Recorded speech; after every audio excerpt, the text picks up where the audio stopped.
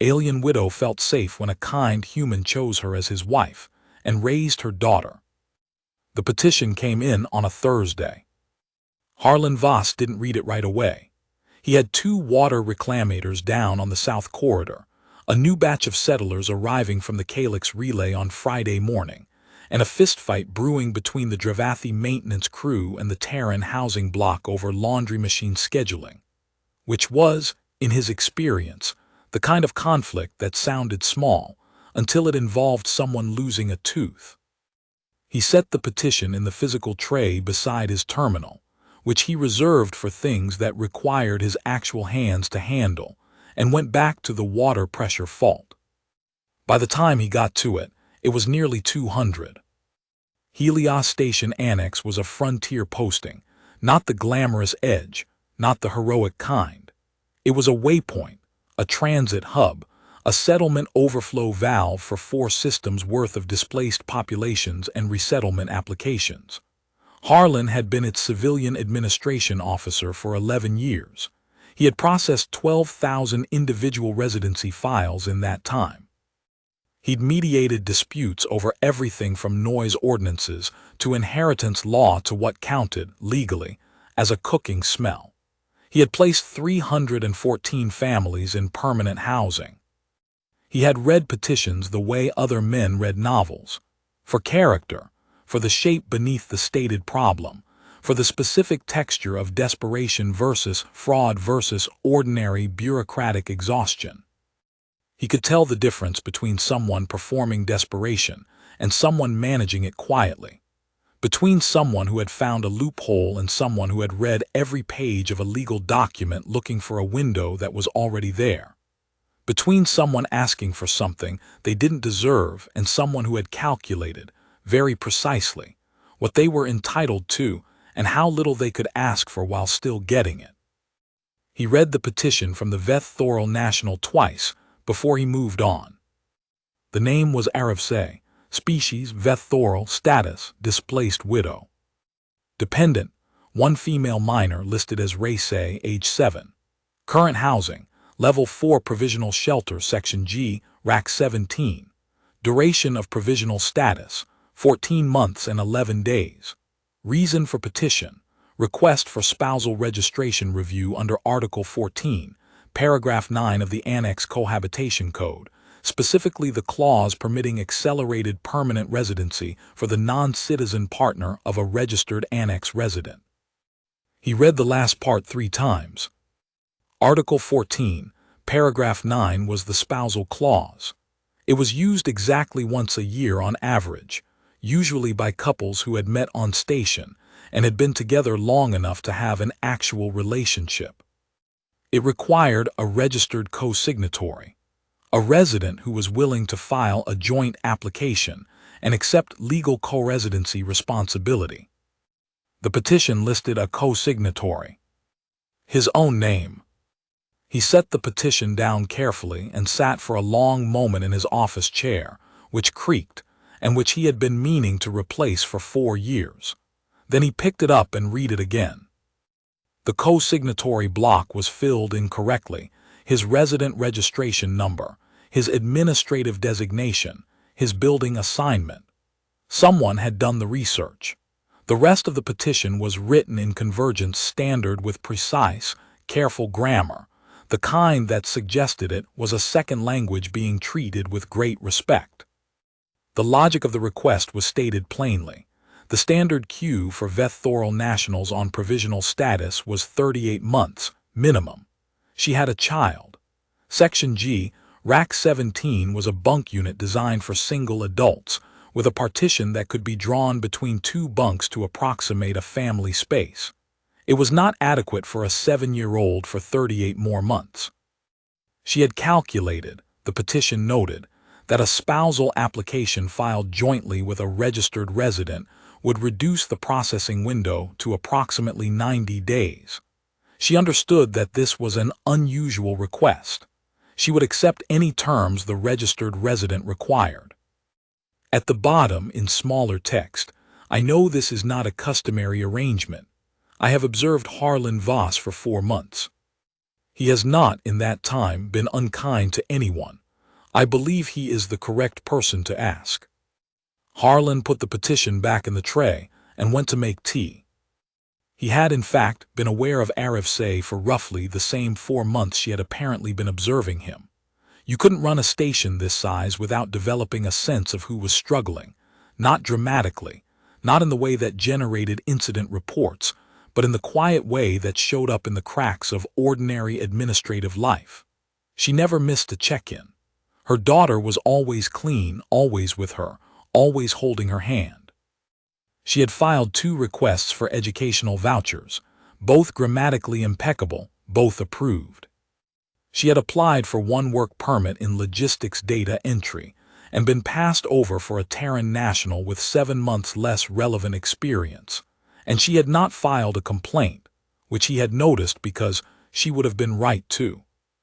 He had seen her in the level 4 common area twice, once reading, in the chair near the east window that got the most afternoon light, with Ray-Say asleep against her side. Once at the check-in terminal, filing a monthly status update, her shoulders very straight and her movements very controlled in the particular way of someone who has decided that how they carry themselves is the one thing they can manage. Both times he had processed the observation and moved on because it was not, technically, a matter his office was required to address. He was 44 years old. He had been married once briefly, 20 years ago, to a woman named Dalla who had left for a posting in the outer relay and sent him an amicable dissolution notice 8 months later, which he'd signed and returned the same day because she was right and he'd known it. He had a 2-room apartment on level 6, a good coffee maker, and an unhealthy relationship with administrative backlogs. He had not been considering marriage. He finished his tea and went back to read the petition a 4th time. He has not, in that time, been unkind to anyone. He put the petition in his desk drawer and went to bed. He lay awake for an hour and a half, which was unusual for him. He was a man who fell asleep quickly and slept without drama, and thought about a 7-year-old girl behind a partition in Section G, and a woman who had done 4 months of careful, patient research before asking a stranger for help, because she could not afford to ask wrong. In the morning, he filed a meeting request through official channels. She came to his office 2 days later, during his 1400 appointment window, with her daughter. He hadn't expected the daughter. He had expected HFY to leave the child in supervised care. The station had a free creche service on level 2 for exactly this purpose, because most people treated administrative meetings as adult business. But Ray-Say came in holding her mother's hand and sat in the second chair with her feet dangling 2 inches off the floor, and looked around his office with the frank, unhurried attention of a 7-year-old, who had learned that the best thing you could do in a new place was to look at it carefully before deciding what to think. HFY was, he'd known this from station records, but seeing her across a desk was different tall for Veth, which made her tall by any standard. Pale ash-violet skin, the faint luminescent secondary coloring along her collarbones, and the outer curves of her ears that was Veth's equivalent of a stress register, currently visible, which meant she was managing anxiety she had decided not to show anywhere else. Dark plum-black hair arranged simply. Eyes the color of deep amber, with the vertical pupils of her species, which had the disconcerting quality of conveying a great deal without moving. She wore the standard civilian attire of level 4 provisional, clean, unadorned, functional. She looked like someone who had decided, very deliberately, to take up the minimum amount of space. She also looked, he noticed, like someone who had been tired for a long time and had gotten extremely good at not letting it show. Administrator Voss, she said. Her convergence standard was precise. Not stiff, precise, the way a musician hits a note cleanly on purpose.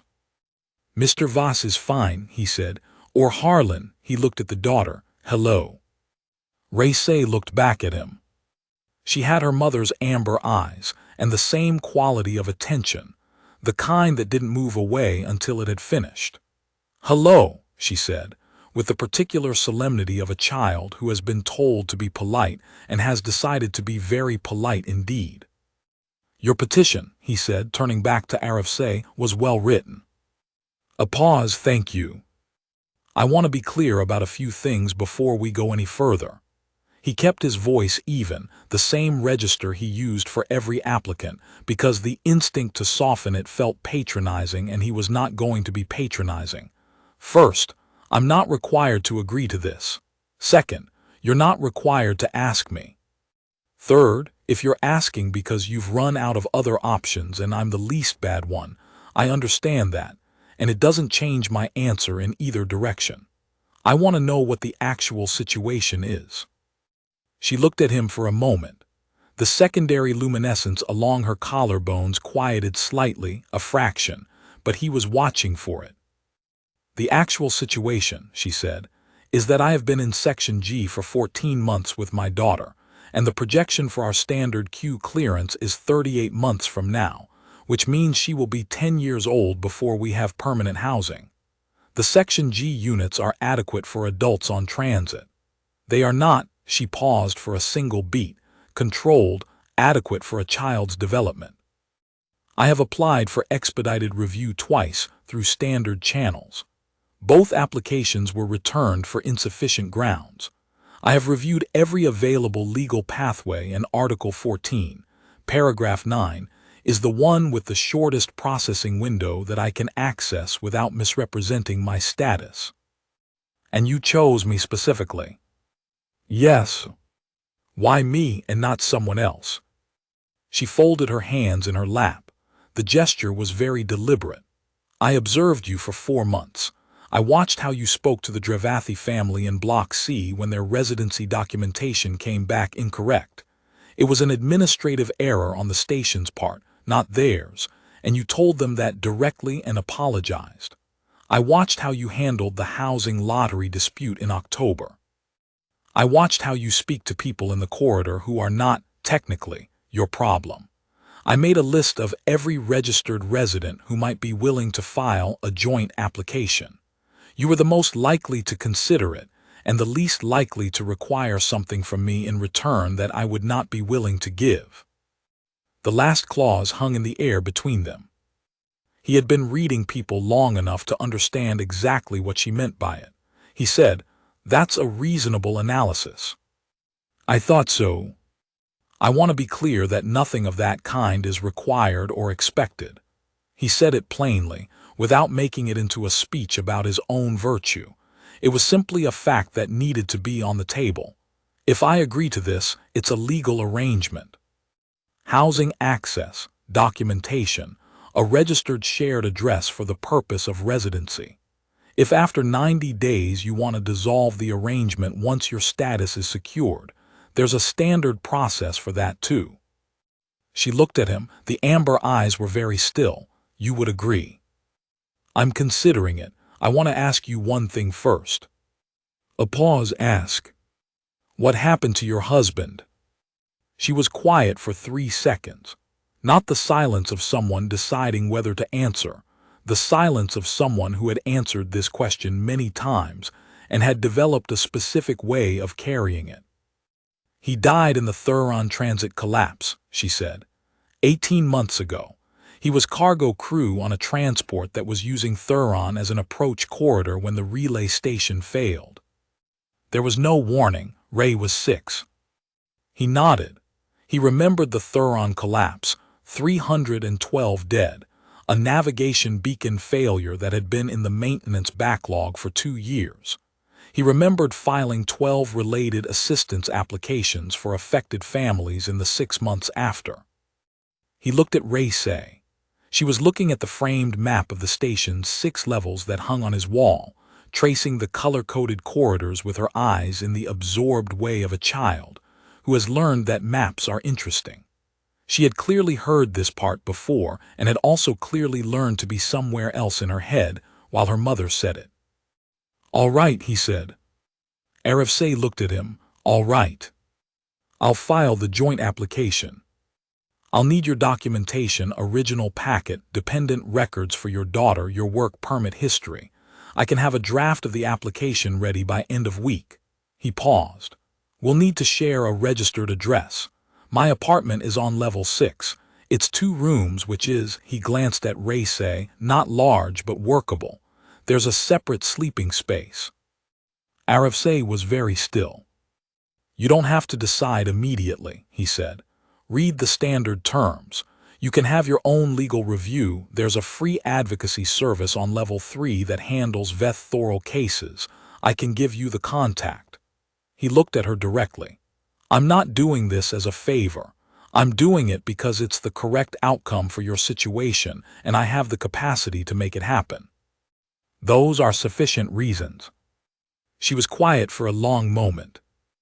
My people, she said finally, would say that a human being kind without requiring anything in return is suspicious. He raised an eyebrow slightly. Do they say that?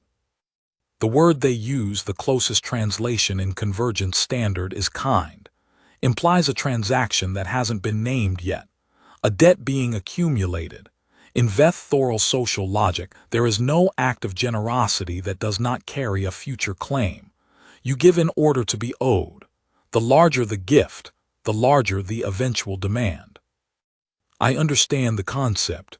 He folded his hands on the desk. I don't operate on that model. I know, she said.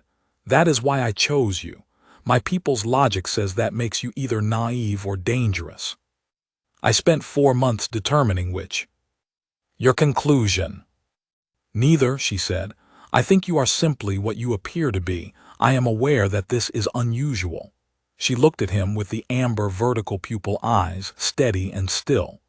My daughter said you were the kind person. She didn't say it the way my people would say it.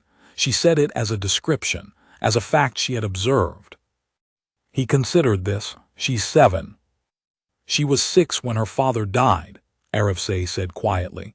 She has been watching people for reasons that matter ever since. He looked at Raysay, who had finished examining the map and was now looking at the stack of physical files on his left-hand shelf with the same methodical attention. She looked back at him with complete composure. All right, he said again.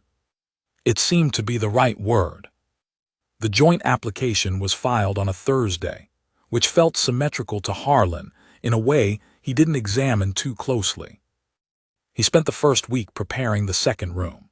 He had been using it as a combination filing space and storage area, not hoarded, just the accumulated weight of 11 years of someone who found it easy to acquire useful things and difficult to prioritize organizing them. He spent 2 evenings clearing it out, moved the filing to 3 stacked units he bought from the level 2 trading post, and set up a proper sleeping arrangement with a wardrobe and a proper light panel. He bought a desk, small enough for a child's dimensions. He bought a reading light with an adjustable color temperature. He was not sure what 7-year-old vethoral children liked. He ordered from the station commissary a selection of things that seemed plausible, drawing materials, a set of simple geometric puzzle blocks, a plant in a small ceramic pot that the commissary's description said was low maintenance. He was second-guessing the plant when they arrived. Arafsay noticed it immediately when she came through the door. She set her bag down and looked at it, a small, trailing green thing in a terracotta-colored pot sitting on the windowsill, and the secondary luminescence along her collarbones flared slightly, briefly, in a register he was starting to understand was not stress but something else. Raysay walked directly to the plant and examined it from 3 inches away, with both hands behind her back in the manner of someone who has been taught not to touch things without permission. It's alive, she said. It is, Harlan said. We didn't have plants in Section G, she said. This was stated as a fact, not a complaint. He was already understanding, a child who stated things as facts rather than grievances. Level 4 doesn't have much natural light, he said. Level 6 gets afternoon sun through the port window. Raysay considered the plant for another moment with the seriousness of a small scientist, cataloging some internal taxonomy. Then she turned and began examining the rest of the room with the same methodical attention, The geometric blocks on the desk, the reading light, the wardrobe, the adjustable color temperature setting on the panel. She was, he thought, running a thorough inventory of what was being offered before deciding what to do with it. Harlan looked at Arevse. She was watching her daughter. The expression on her face was careful, the way you are careful with something that might break. The geometric blocks are on the desk, he said, because he didn't know what else to say. I wasn't sure if she'd like them. She will, Arevse said quietly. She likes things that have rules. So do I, he said. We'll probably get along fine. The first 2 weeks were the calibration period, which was the only way Harlan knew to describe it. He worked early and came home at a predictable time, which he'd done for years, but now had the additional function of giving the household a structure to organize around.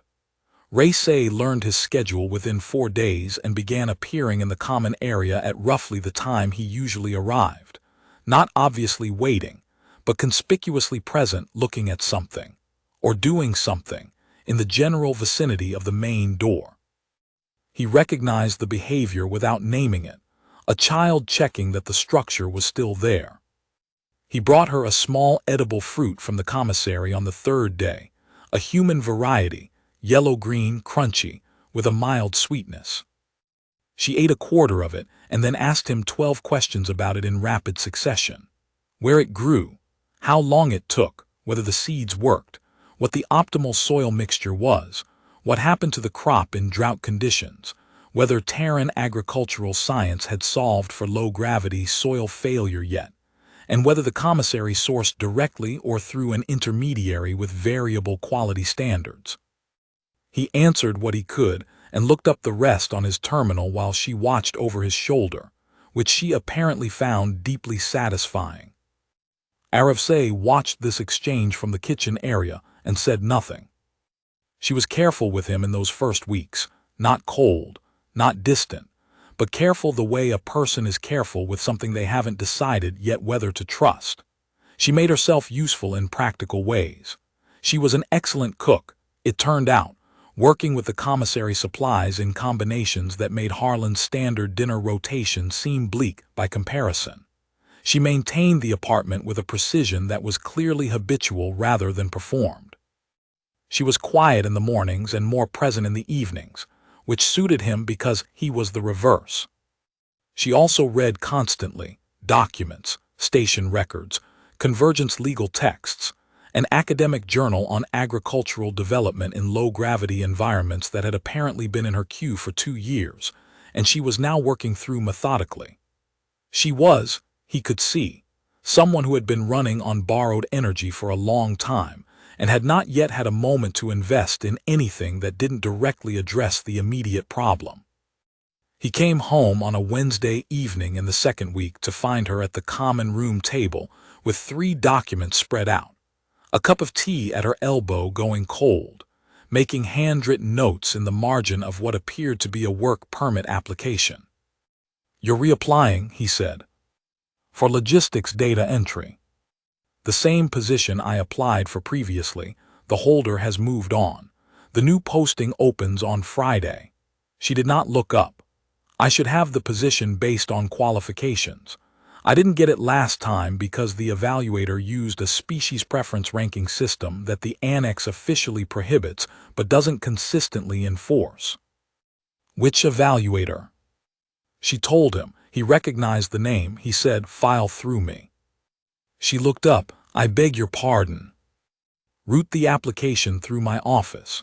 Not as a favor. The species preference ranking system does violate annex code, and my office has oversight authority for fair process compliance in hiring.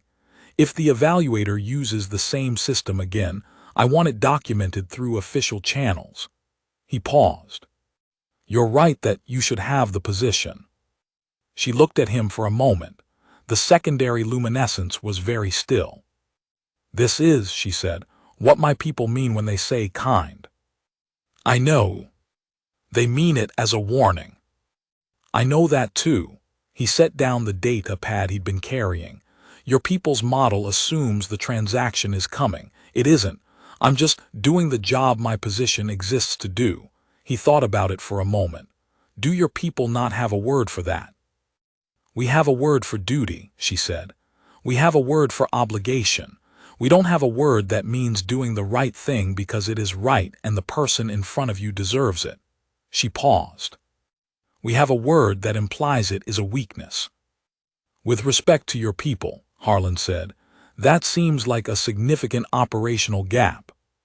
Something happened at the corner of her mouth. It was small, controlled, and over in under 2 seconds. He filed it away as important. She got the position. Ray informed him of this at dinner with the gravity of a senior official delivering favorable intelligence, and Harlan accepted the news with equal seriousness, which made HFY do the corner-of-mouth thing again and look at her tea. The work permit changed things in ways that were practical, and also not entirely practical. HFY left in the mornings now, which meant Harlan's routine shifted to accommodate Ray's school schedule. She attended the Level 3 Mixed Species Education Center on Tuesday, Thursday, and Friday, and on Monday and Wednesday she came to Harlan's office. This was not, originally, a plan. It evolved the way most things in the apartment evolved, through practical necessity and Ray's complete lack of self-consciousness about occupying whatever space was available to her. She did her school assignments at the small desk in the corner of his office. He'd moved one in, a child-height thing salvaged from the Level 2 storage exchange, and asked him questions when she got stuck, which was not as often as you'd expect. She was methodical in the same way her mother was methodical, approaching problems by establishing what she knew before identifying what she didn't. She was also, it turned out, genuinely interested in how an administrative station worked, which was not something Harlan had ever had to explain to a child before. He explained it because she asked, in the careful, specific language he used for anyone who wanted to understand something real. She absorbed it with the focused attention she gave everything. The other thing she did was watch people. He noticed it the first week in the office. She was not, as many children in unfamiliar spaces are, watching him for cues about how to behave. She was watching the people who came and went through his office door, the families with applications, the maintenance crew leads, the administrative staff who stopped by with questions. She watched the way they talked to him, and the way he talked back, and the way people left his office versus how they came in. She was running an analysis. He understood this because it was exactly what he would have done. On a Monday in their 4th week, she looked up from a geography problem and said, without preamble, "The Sorvith family doesn't think you're going to help them." He looked up. "The Sorvith family has an appointment this afternoon." "I know. I saw them in the corridor." The mother holds the documentation against her chest like it might be taken.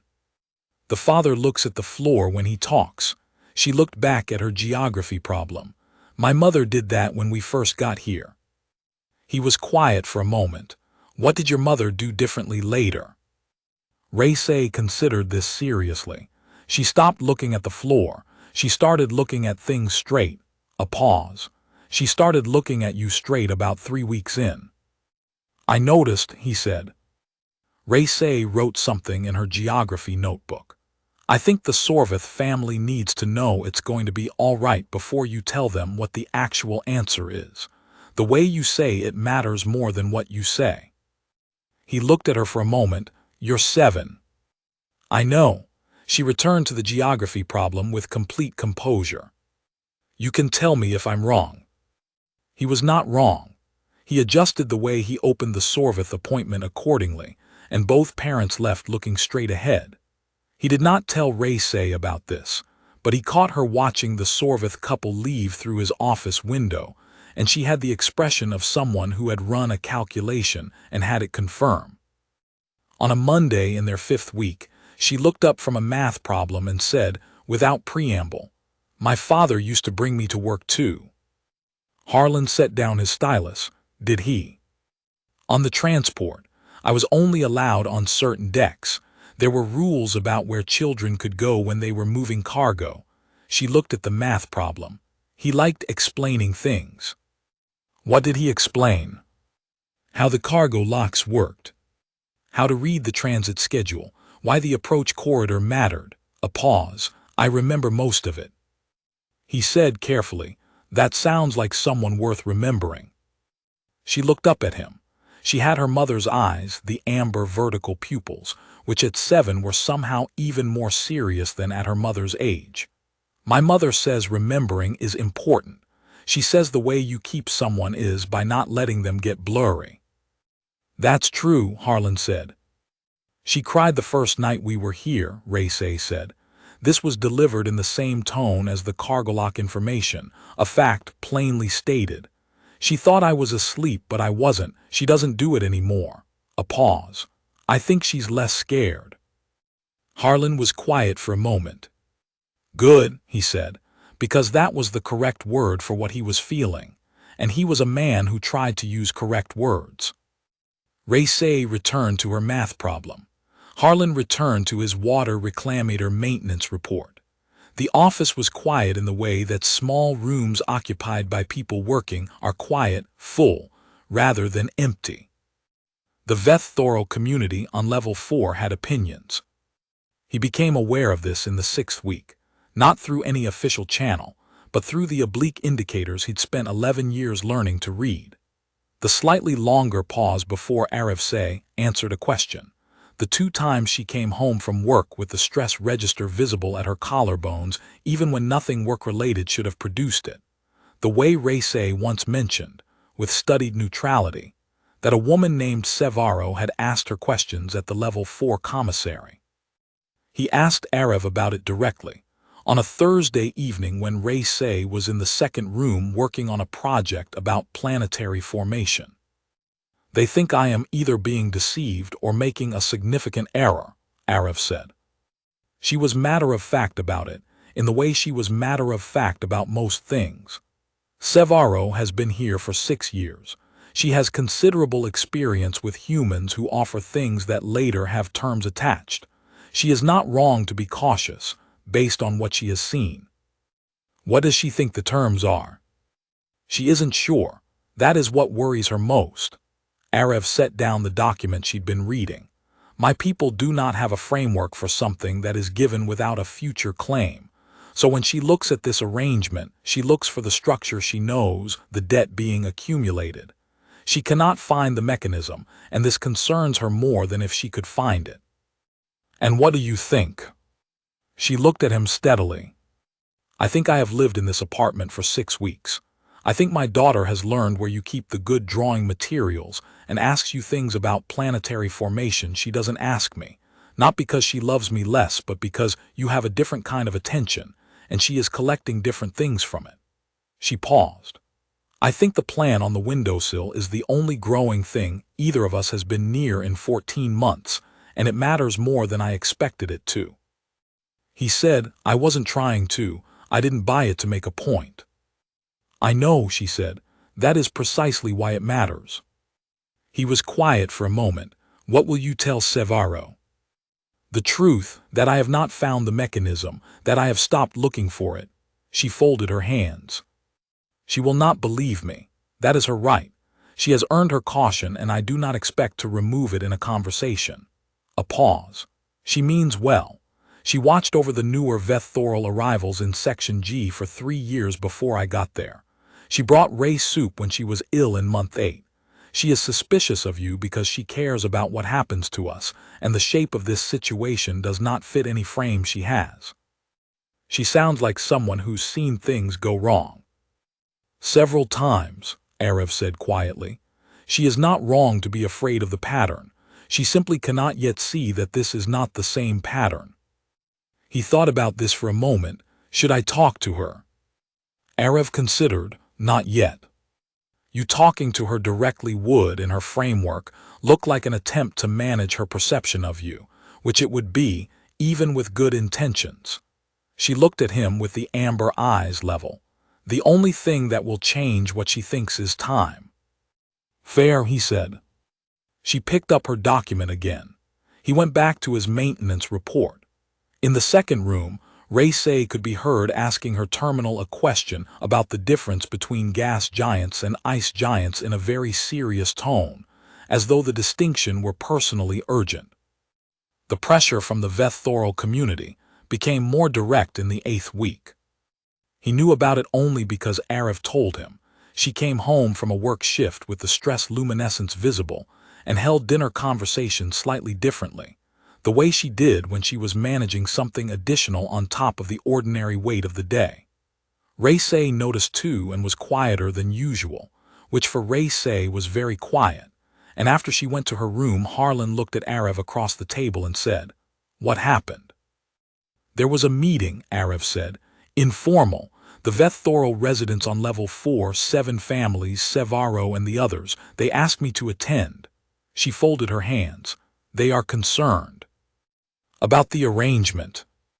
"About the arrangement, and about what will happen to Ray if the arrangement resolves badly." And she paused. "About what they consider my judgment to be worth at this point, given that I am no longer in a position to see things clearly." He said, "They think you're too close to assess it accurately." "Yes," her voice was even. "They are not wrong, technically, as a caution. They have seen cases where the attachment forms before the mechanism becomes visible. They are trying to be careful on my behalf." "What did they say specifically?" She looked at her hands. "Sevaro asked if I had considered what Ray would learn from watching this arrangement fail. She said that a child who has lost one anchor and then watches the provisional one dissolve will not recover easily from that sequence." A pause. "She is not wrong about the risk. She is trying to protect Ray by protecting me. But she is asking me to act on a risk that has not materialized because she cannot imagine that it won't." Arav looked up. "I have been watching you for 7 months, not believing, watching, counting. The mechanism has not appeared. I have concluded that there is no mechanism. She has concluded that I am not positioned to see it, which is circular." He thought about this. It was not an unfair position for Sevaro to hold. He was aware that he was the only person in the room who actually knew there was no mechanism, which was not a reassuring epistemic situation for anyone who wasn't him. "What did you tell them?" he said. "I told them that I had made my assessment based on 7 months of observation, not on feeling, and that I had more data than they did and had used it carefully. I told them that Ray is not at risk." She paused. "I told them that if I was wrong, it would be the most careful mistake I have ever made, and that I was prepared to own it." He was quiet for a moment. That was a harder room than it sounds. "Yes," she said simply. "I'm sorry it's the weight of it is on you, because I can't go in there and say anything useful." "No," she said it without resentment, "but you don't need to. I know what I know." She met his eyes steadily. "I have spent 7 months in this apartment, and I know what I know." He said, "Okay." And then, because it was true and she should hear it, "I'm glad you said it to them, even if it was hard." The corner of mouth thing happened. "It was easier than I expected," she said, "because I believed it." She picked up her document. He went back to the maintenance report. In the second room, the sound of Say drawing she drew in the evenings, methodical, precise, the same way she did everything, moved quietly through the apartment wall. He thought about 7 months of observation, conducted carefully, the way she did all her careful things, and concluded that the hardest part of being a person who did things correctly was that no one could verify it for you from the outside. You just had to keep doing it until the evidence accumulated enough for someone else to see. He went back to the maintenance report and let that be sufficient. On a Saturday in the 7th week, Harlan came home from a half-day shift to find Say in the kitchen making something that smelled like it involved 3 kinds of unfamiliar spice, and Say at the common room table with the geometric blocks arranged in a configuration that appeared to be a map of something. He set down his bag and looked at the map. "Station layout," he said. "The Thuron relay approach corridor," Say said, without looking up. "I've been trying to remember how it went. My father drew it for me once. She moved a triangular block 2 centimeters to the left. There's something wrong in the middle section. I can't get it right. He pulled up the station's public navigation archive on his data pad and found a pre-collapsed diagram of the Thuron corridor. He set it on the table next to her configuration without saying anything. She looked at it for a long moment, then began adjusting the blocks with careful, deliberate movements. There, she said finally, that's it. He looked at the arrangement. She had it exactly right. Good memory, he said. She looked at the configuration for another moment. Then she said, very quietly, he drew it on a napkin. At breakfast, he said I should know how the corridors worked because a person who knows where they are is harder to lose. She touched one of the triangular blocks gently. I kept the napkin. It's in my bag. The ink got blurry after a while. Harlan said nothing. There was nothing to say that would not be less than the thing itself. My mother is right about the not letting things get blurry, Race said in her ordinary stating facts voice. But some things get blurry anyway. It's not a failure. It's just things get blurry. She looked at the diagram on his data pad. I have this now. He saved the diagram to a shareable file and sent it to the household account, so you can look at it whenever you want. She nodded once, decisively. Then she disassembled the block configuration and began building something else entirely, with the speed and focus of a child who has finished what she needed to do and has moved on. HFY appeared in the kitchen doorway. He didn't know how long she'd been there. She looked at him, and he shook his head slightly, don't asterisk, not because Race was fragile, but because she had handled it herself and had not needed anything more than the diagram. HFY looked at her daughter for a moment, then went back to the kitchen, and he heard the slight sound of her exhaling, the way you exhale when something you were afraid of turns out to have been survived. On a Friday in the 9th week, Race came home from the Level 3 Education Center with a project assessment that had been graded with the highest possible mark. A printed certificate from the center director noting exceptional systems reasoning for age group, and stood in the apartment doorway with it held in both hands, not moving. Harlan was at the kitchen table with a cup of tea and a hardware requisition form. He looked at the assessment certificate, then at Race, who was watching him with the amber eyes in a register he had not seen before. Not pride exactly, something more provisional than pride, something that was waiting. He got up, took the assessment from her carefully, and read it all the way through. Then he said, exceptional systems reasoning. That's specifically what they said. Yes, Race said. Were you surprised? She thought about this seriously. No, but I wanted to know if they saw it. They saw it, he said.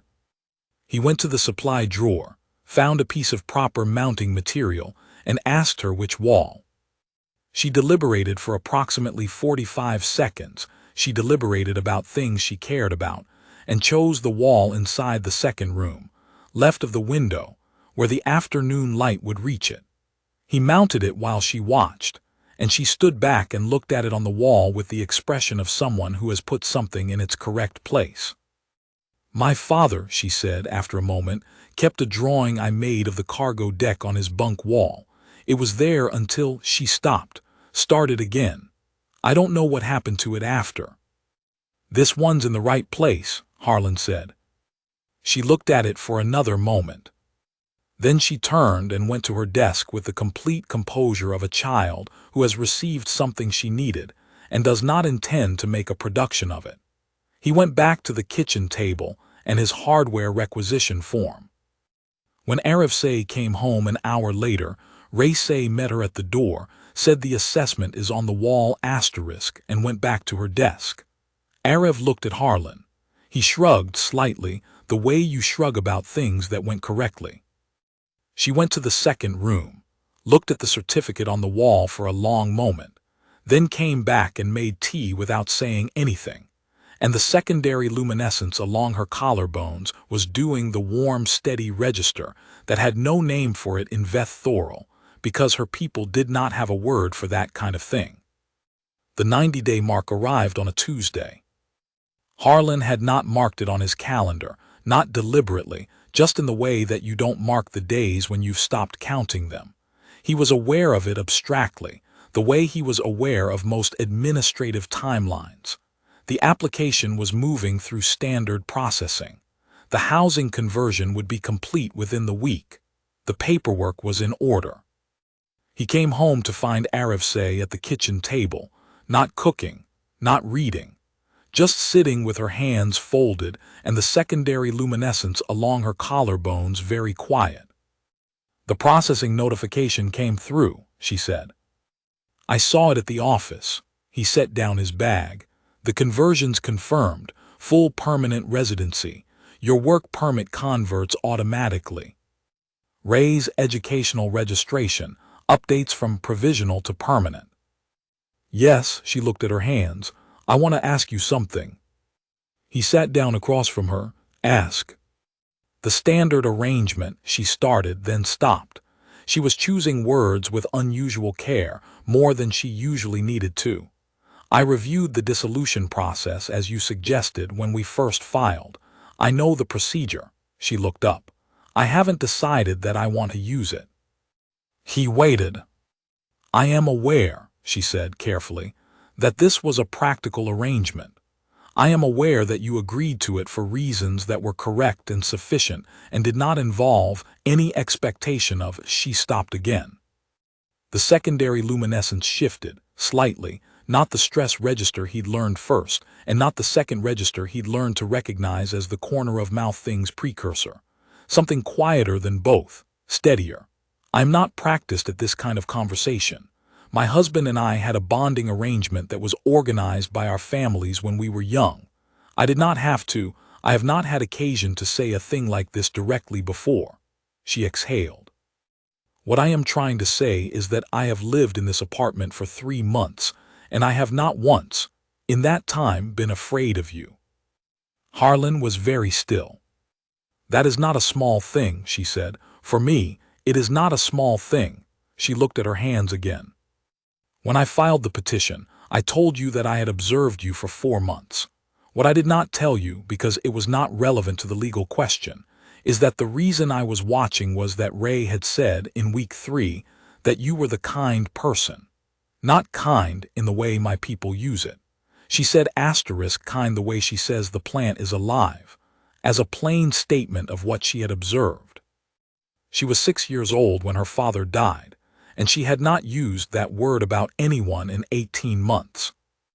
The apartment was very quiet. "I have been watching you for 4 months before the petition," Arev continued, "and then 3 months since. In that time I have watched you tell a Dravathi family that a mistake was the station's fault and apologize for it without being asked. I have watched you fix a work permit system that disadvantaged people who were not technically your problem. I have watched you save a diagram of a relay corridor to a household account without being asked because a 7-year-old needed it and you had the capacity to give it.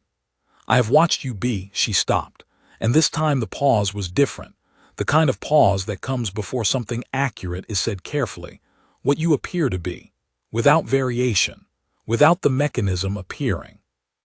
He said, "Arev." She looked up. "I'm not going anywhere," he said. I'm not saying that as a condition or a transaction. I'm saying it because it's true, and I think you've been waiting for it to stop being true, and I want you to know it hasn't." She looked at him for a long moment. The secondary luminescence along her collarbones was doing the thing he decided to name asterisk ease, the warm, quiet register of someone who has been afraid for a long time and has arrived somewhere that the fear does not follow. "My people," she said finally, "are going to say you must want something." "Your people can form their own opinions," he said mildly. "They will ask why a human would choose a widow with a child. They can ask. They will not believe the answer." "Probably not," he agreed. "That's their constraint, not ours." She was quiet for another moment. Then she named the plant. He blinked. "When?" This morning before school, she said it needed a name because it lived here now. A pause. She named it Harlan. He opened his mouth, closed it. She said, Arev continued, and the corner of mouth thing happened fully for the first time he'd seen it go all the way, not controlled, not brief, something warm and unhidden and entirely her own. That it was because it was steady and it didn't make a fuss, and it was always there in the window when she came home. Harlan looked at the plant on the windowsill. It was, objectively, a very ordinary plant. It had not done anything remarkable in the 2 months it had been in his apartment except grow approximately 3 centimeters and produce 1 small additional leaf.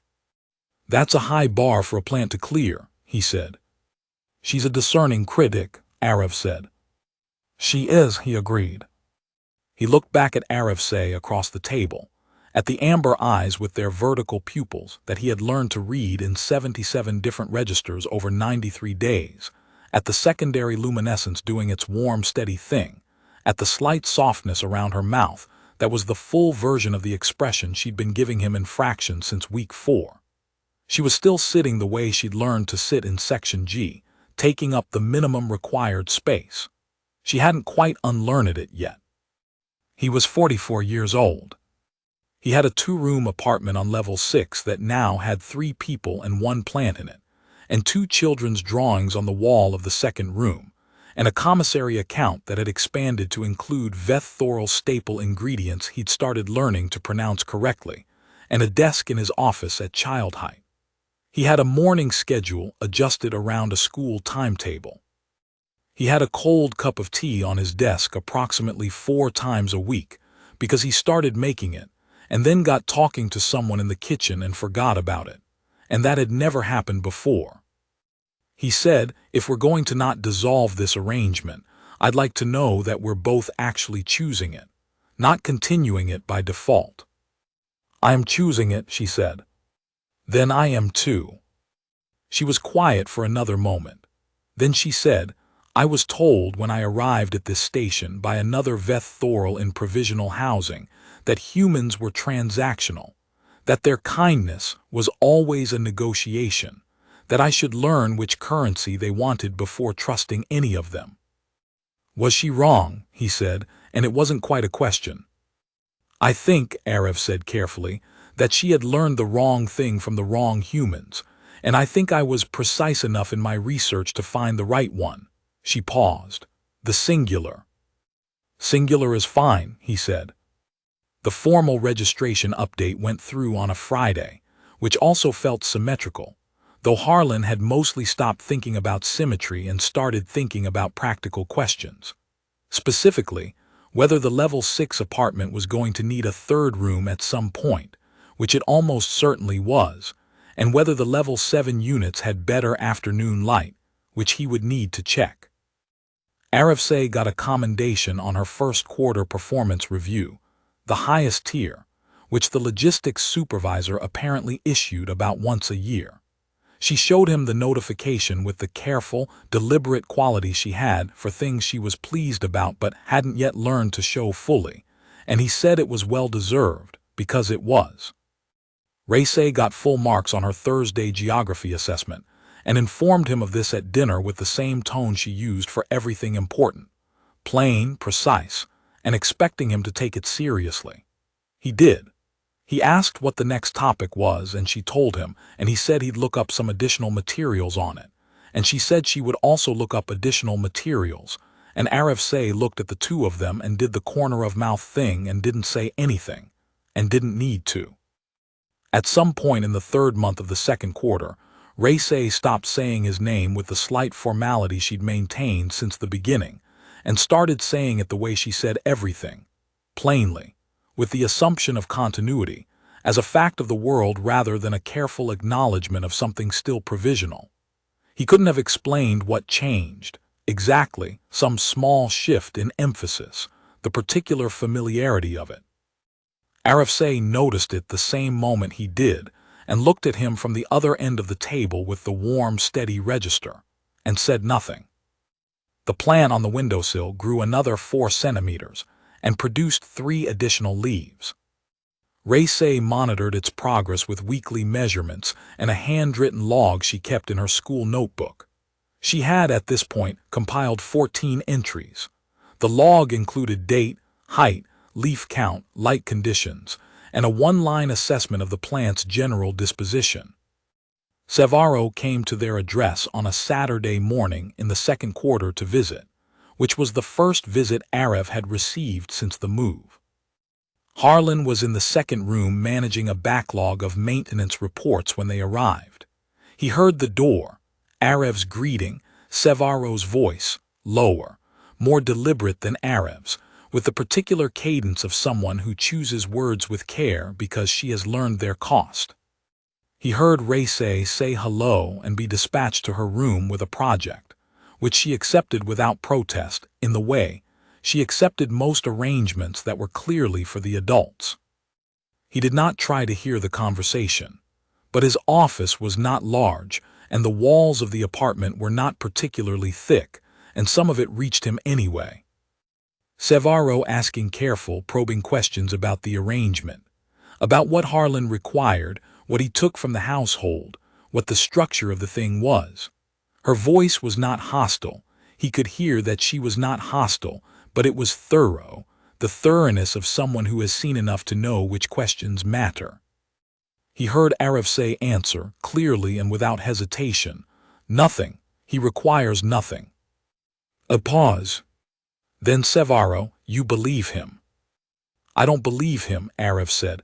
I know him, those are different things. A longer pause, then, how long before you knew?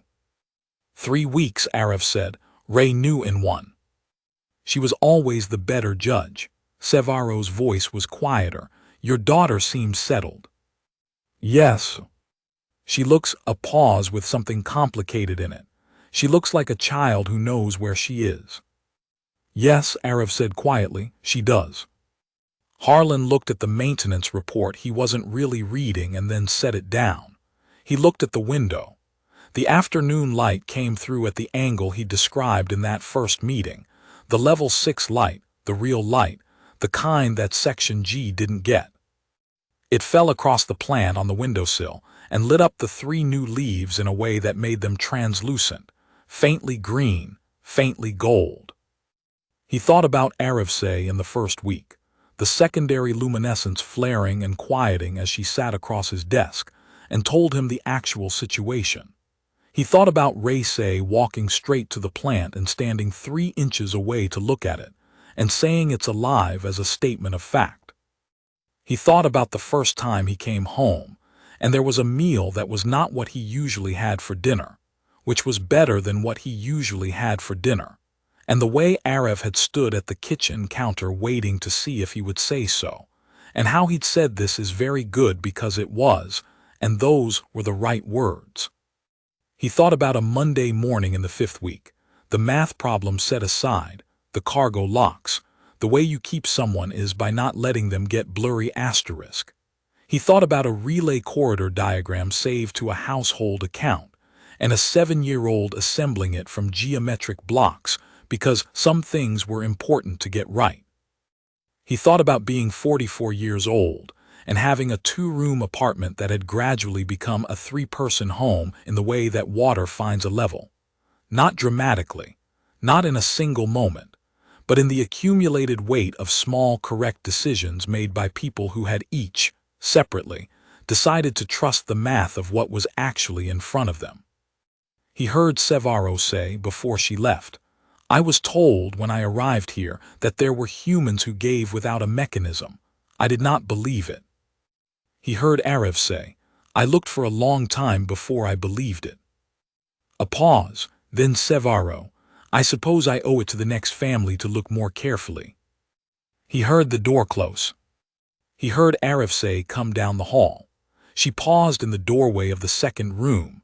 She did this sometimes, paused just outside the frame of a room before entering, which he'd noticed early and understood as a habit from a long time of not being sure she was welcome somewhere. He had been very deliberate every time about never giving her a reason to feel that way in this apartment. Your friend gone, he said, without looking up from the maintenance report.